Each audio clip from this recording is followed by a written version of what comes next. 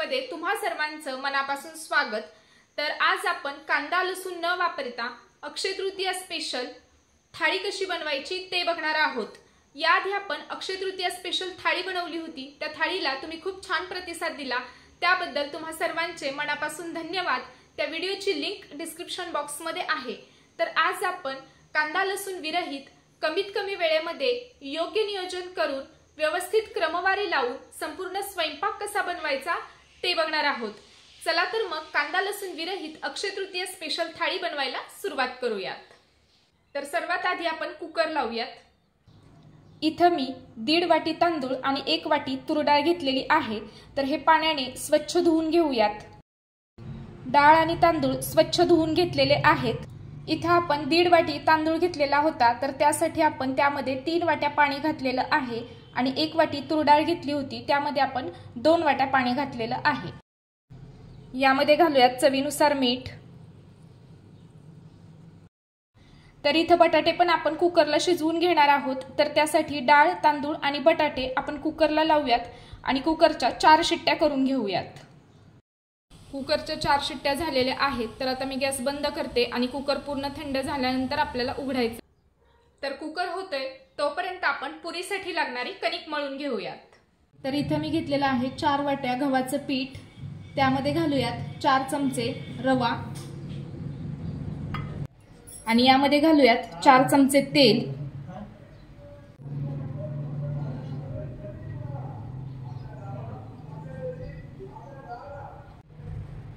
त्यानंतर यामध्ये घालूयात चवीनुसार मीठ आणि हाताने हे सर्व मिक्स करून घेऊयात।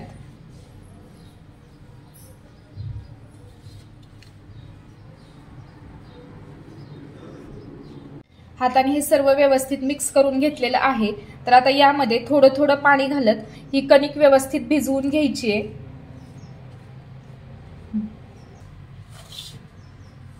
कणिक घट्ट मळायची आहे। कणिक व्यवस्थित मळून झालेली आहे। तर त्यावर घालूयात थोडंसं तेल आणि हे पुन्हा थोडंसं असं मळून घेऊयात। तर कणिक व्यवस्थित मळून झालेली आहे। तर ही अशी झाकून एक 15 ते 20 मिनिटं बाजूला ठेवूयात। तर पुरीची कणिक मळत असताना ती जास्त सैलसर नसावी, कारण आपण जर कणिक सैलसर मळली तर पुऱ्या कडक होऊ शकतात। त्यामुळे पुरीची कणिक मळत असताना ती घट्ट मळावी। पुरी खूप वेळ टम्म फुगून राहावी त्यासाठी आपण यामध्ये रवा घातलेला आहे। हा रवा छान भिजावा म्हणून हे आपण 15 मिनिटं असं झाकून ठेवणार आहोत आणि तोपर्यंत आपण आलू मटारची भाजी बनवून घेऊयात। तर इथं मी 4 चमचे तेल घेतलेलं आहे। तर तेल व्यवस्थित गरम झालं की त्यामध्ये घालूयात अर्धा चमचा मोहरी। मोहरी तडतडली की त्यामध्ये घालूयात अर्धा चमचा जिरं। जिरं व्यवस्थित फुललं की त्यामध्ये 1 इंच आलं खिसून घेतलेलं आहे ते घालूयात आणि परतून घेऊयात। आलं परतलं की त्यामध्ये घालूयात टोमॅटो। तर इथे मी 2 टोमॅटोची प्युरी करून घेतलेली आहे आणि परतून घेऊयात।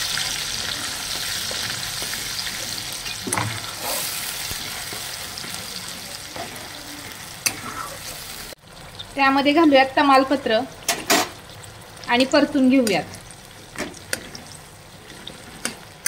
टोमॅटो परतला की त्यामध्ये घालूयात पाव चमचा हळद, 1 चमचा लाल तिखट। तर तिखट तुम्ही तुमच्या आवडीनुसार कमी किंवा जास्त करू शकता। त्यानंतर घालूयात 1 चमचा धनेपूड आणि हे मिक्स करून घेऊयात।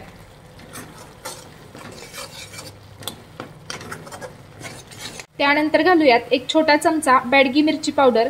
बेडगी मिरची पावडरने भाजीला रंग खूप छान येतो। 1-2 मिनिटं हे व्यवस्थित परतून घेतलेलं आहे। तर यामध्ये घालूयात बटाटा। तर इथे मी 3 मध्यम आकाराचे बटाटे शिजवून त्यानंतर त्याची साल काढून थोडी करून घेतलेले आहेत ते घालूयात। त्यानंतर घालूयात अर्धी वाटी मटार आणि हे सर्व व्यवस्थित मिक्स करून घेऊयात।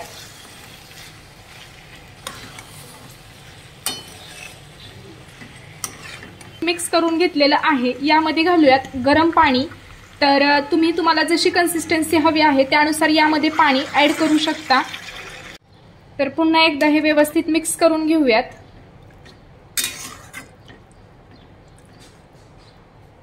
यामध्ये घालूयात 1 चमचा गरम मसाला. त्यानंतर घालूयात चवीनुसार मीठ. थोडीशी बारीक चिरलेली कोथिंबीर घालूयात आणि हे सर्व व्यवस्थित मिक्स करून घेऊयात.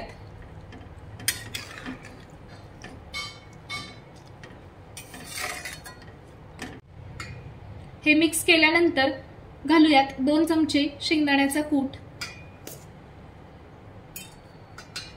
आणि पुन्हा व्यवस्थित मिक्स करून घेऊयात.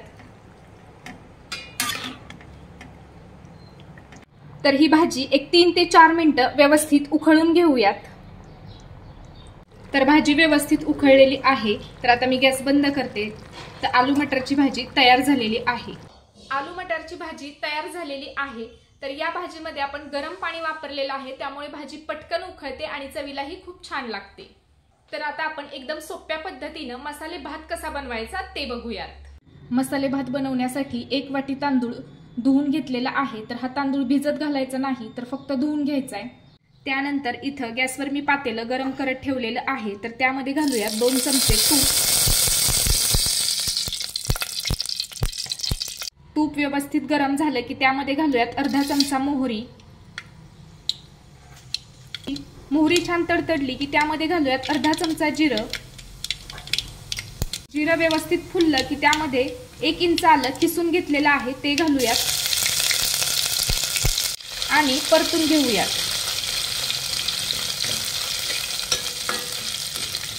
त्यानंतर घालूयात तमालपत्र. त्यानंतर 2 ते 3 हिरव्या मिरच्या बारीक कट करून घेतलेल्या आहेत त्या घालूयात.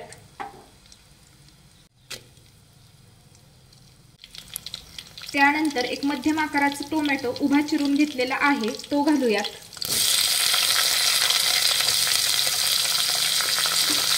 आणि परतून घेऊयात. टोमॅटो परतला की त्यानंतर एक मध्यम आकाराचा बटाटा बारीक चिरून घेतलेला आहे तो घालूयात. त्यानंतर घालूयात मुठभर शेंगदाणे आणि हे व्यवस्थित परतून घेऊयात.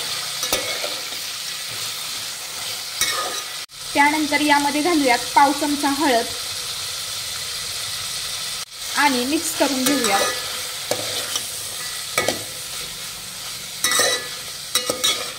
त्यानंतर घालूयात थोडीशी बारीक चिरलेली कोथिंबीर आणि मिक्स करून घेऊयात. त्यानंतर घालूयात धुवून ठेवलेला तांदूळ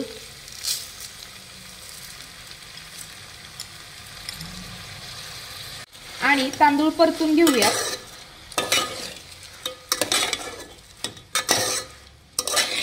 तांदूळ व्यवस्थित परतून घेतलेला आहे. तर त्यामध्ये घालूयात पाणी. तर आपण इथे 1 वाटी तांदूळ घेतलेला आहे, तर त्यासाठी आपण 2 वाट्या गरम पाणी घालणार आहोत.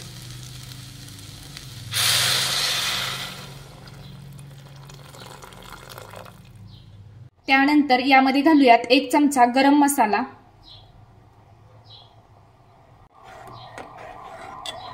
त्यानंतर घालूयात चवीनुसार मीठ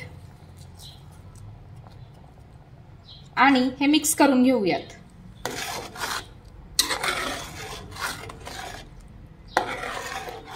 तर याला मध्यम आचेवर एक उकळी काढून घेऊया. तर भाताला छान उकळी आलेली आहे.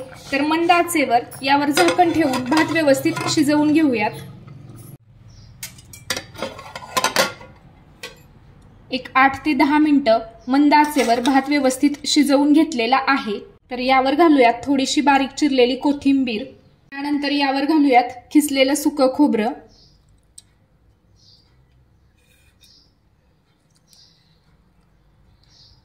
तर मसाले भात तयार झालेला आहे. तर आता आपण आमरस बनवायला घेऊयात. तर इथं मी घेतलेले आहेत 4 आंबे. तर हे आंबे स्वच्छ धुवून घेतलेले आहेत. तर सर्वात पहिल्यांदा देठाकडची बाजू कट करून घेऊयात. त्यानंतर आंब्याला असे 4 स्लिट्स करून घ्यायचेत. तर असे स्लिट्स करून घेतल्याने आंब्याची साल जी आहे ती एकदम इझिली निघून येते. तुम्ही बघू शकता.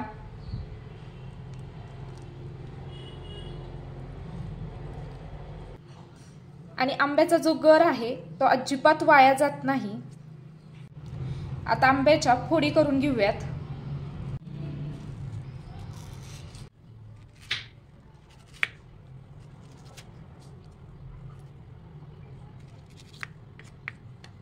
तर आंब्याच्या फोडी करून घेतलेल्या आहेत।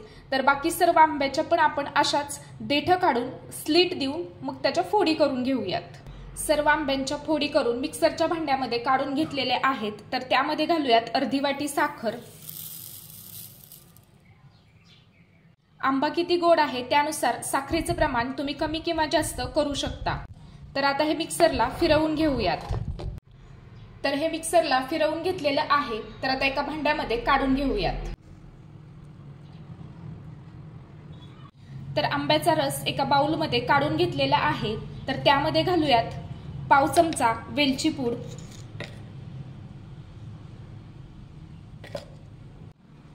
आणि हे मिक्स करून घेऊयात।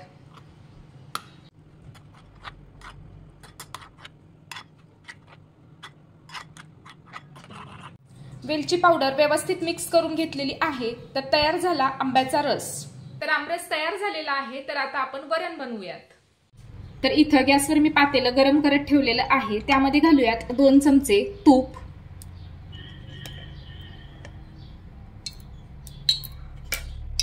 त्यानंतर घालूयात अर्धा चमचा मोहरी। मोहरी तडतडली की त्यामध्ये घालूयात अर्धा चमचा जिरं, त्यामध्ये घालूयात कढीपत्ता, त्यानंतर घालूयात पाव चमचा हळद, त्यानंतर घालूयात शिजवून घेतलेली डाळ,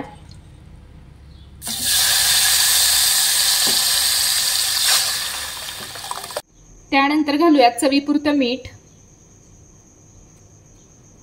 त्यानंतर घालूयात बारीक चिरलेली कोथिंबीर,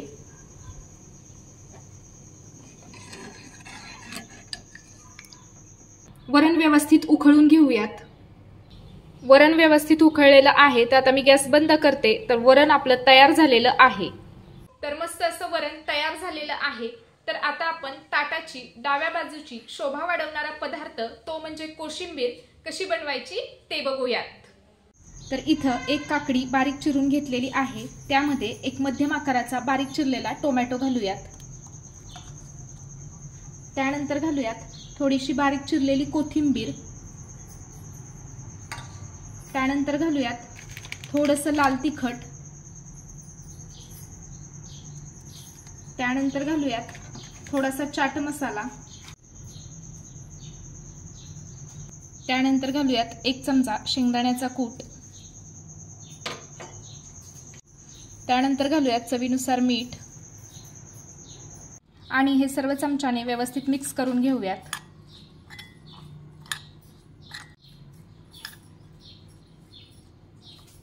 हे सर्व व्यवस्थित मिक्स करून घेतलेलं आहे। तर कोशिंबीर तयार झालेली आहे। कोशिंबीर तयार झालेली आहे।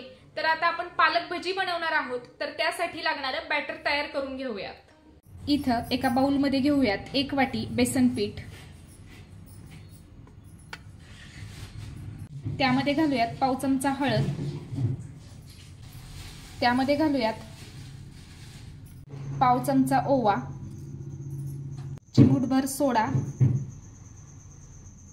1 चमचा काश्मीरी लाल मिरची पावडर, चवीनुसार मीठ,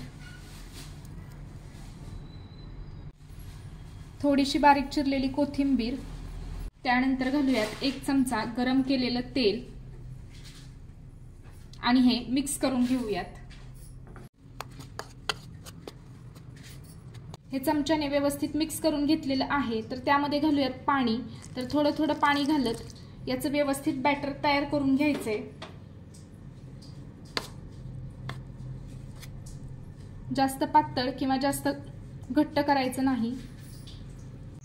हे सर्व व्यवस्थित मिक्स करून झालेलं आहे। तर भजी बनवण्यासाठी लागणारं बॅटर तयार झालेलं आहे। पालक भजी बनवताना आपण त्यामध्ये 1 चमचा गरम तेल वापरलेलं आहे। त्यामुळे भजी एकदम कुरकुरीत होतात। तर इथं कढईत मी तेल गरम करत ठेवलेलं आहे। तेल व्यवस्थित गरम झालेलं आहे। तर आता आपण आधी पापड तळूयात आणि त्यानंतर भजी तळूयात।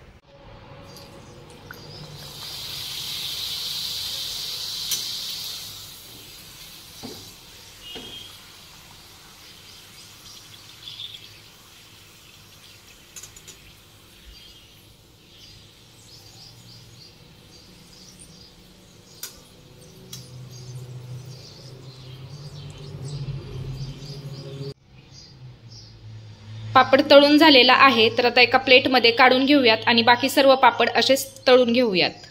तर सर्व पापड तळून झालेले आहेत, तर आता आपण भजी तळूयात। तर 15 मिनिटं झालेली आहेत। तर थोड्याशा तेलाच्या हाताने हे आपण छान असं मळून घेऊयात पुन्हा एकदा।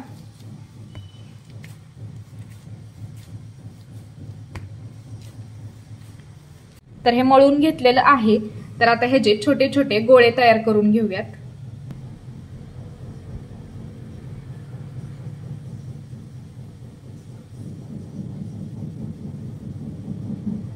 तर तेलाच्या बोटाने असं थोडंसं प्रेस करायचंय आणि आपल्याला ही पुरी व्यवस्थित लाटून घ्यायची आहे। पुरी थोडी जाडच लाटायची, चपातीपेक्षा पुरी जाड लाटायची।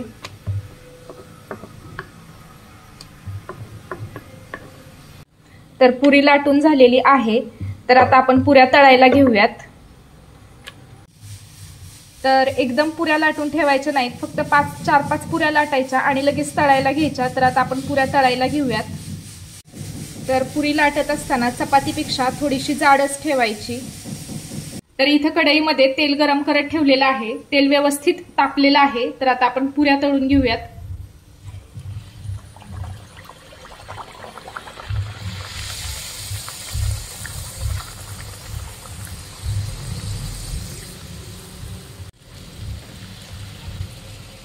पुरी छान अशी टम्म फुगलेली आहे, तुम्ही बघू शकता। तर पुऱ्या दोन्ही साइडनी व्यवस्थित तळून घ्यायच्यात। तुम्ही बघू शकता पुरी एकदम टम्म अशी फुगलेली आहे।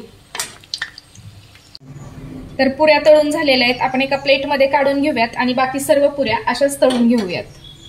तर पुरी तळत असताना तेल मध्यम गरम ठेवायचं आणि गॅस मोठा ठेवायचा। पुरी तळताना ती जास्त वेळा अलटी-पलटी करायची नाही, तर फक्त 1 ते 2 वेळा ती पलटून घ्यायची। एका वेळी जास्त पुऱ्या लाटून ठेवल्या तर त्या पुऱ्या सुकतात आणि पुऱ्या फुगत पण नाहीत, त्यामुळे आपण 4 ते 5 पुऱ्या लाटून घेतल्या आणि मग त्या लगेच तळून घेतलेल्या आहेत। कढईत मी तेल गरम करत ठेवलेलं आहे, तेल व्यवस्थित गरम झालेलं आहे। इथं मी पालक घेतलेला आहे, तर हा पालक स्वच्छ धुवून घेतलेला आहे। तर पालकाचं एक पान ह्या पिठामध्ये व्यवस्थित डीप करून घ्यायचे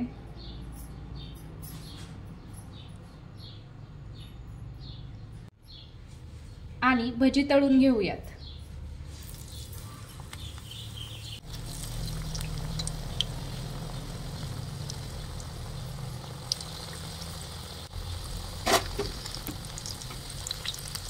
मंद ते मध्यम आचेवर भजी दोन्ही साइडनी व्यवस्थित तळून घ्यायचे।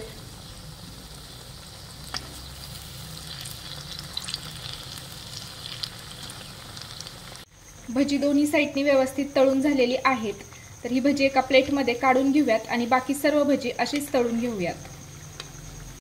सर्व भजी तळून झालेली आहेत। तर पालक भजी तयार झालेली आहेत। याआधी आपण बटाट्याची भजी आणि अळूच्या पानाची भजी कशी बनवायची ते बघितलं होतं। ते व्हिडिओ पाहिले नसतील तर त्याची लिंक डिस्क्रिप्शन बॉक्समध्ये आहे।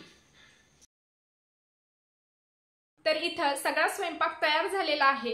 कांदा लसूण विरहित अक्षय तृतीया स्पेशल थाळी तुम्हाला कशी वाटली हे कमेंट बॉक्समध्ये नक्की सांगा। आय होप आजची थाळी तुम्हाला आवडली असेल तर नेहमीप्रमाणे व्हिडिओला लाईक करा, शेअर करा। पुन्हा भेटूयात अशाच एका नवीन रेसिपी सोबत। तोपर्यंत नमस्कार।